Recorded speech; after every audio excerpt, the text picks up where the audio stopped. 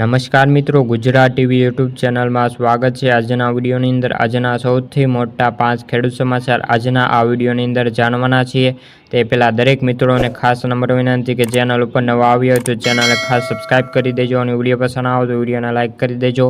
સૌપ્રથમ વરસાદ, ખેડૂતોને ભારે નુકસાન, ત્યારબાદ 1 એપ્રિલથી આ નવા નિયમો લાગુ, ત્યારબાદ ખાદ્ય તેલના ભાવમાં ઘટાડો। આ સંપૂર્ણ સમાચાર આજના આ વિડીયોની અંદર જાણવાના છીએ। ખેડૂતોને ભારે નુકસાન। ભાવનગર શહેરમાં આજે બપોર બાદ વાતાવરણમાં આવેલા પલટા બાદ વરસાદની ગતિમાં વધારો થયો હતો અને ખેડૂતોના મોઢામાં આવેલો કોળિયો કમોસમી વરસાદના કારણે છીનવાઈ ગયો હતો।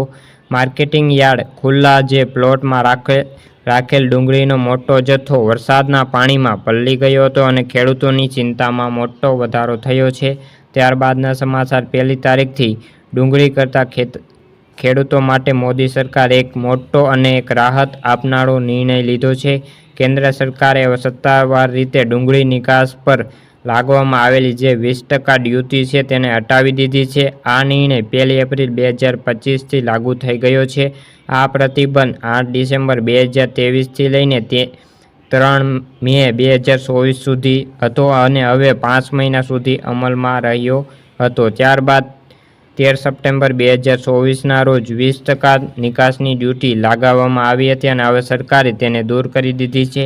ત્યારબાદના સમાચાર, ખાદ્ય તેલના ભાવમાં ઘટાડો। આગામી દિવસોની અંદર ખાદ્ય તેલના ભાવમાં સારો એવો ઘટાડો થશે। સિંગ તેલના ભાવમાં 50 રૂપિયા તેમજ કપાસિયા તેલમાં 40 રૂપિયાનો ઘટાડો થયો છે। આ સિવાય સિંગ તેલના 15 કિલોના જે તેલના ડબ્બા દીઠ 2490 રૂપિયામાં થઈ ગયો છે અને કપાસિયા તેલનો ડબ્બો 2220 રૂપિયામાં થઈ ગયો છે। મિત્રો, આ હતા આજના સૌથી મોટા ખેડૂત સમાચાર। વિડીયો ગમ્યો તો વિડીયોને લાઇક અને સબસ્ક્રાઇબ કરી દેજો। ફરી મળીશું બીજા વિડીયો સાથે, ત્યાં સુધી જય જવાન।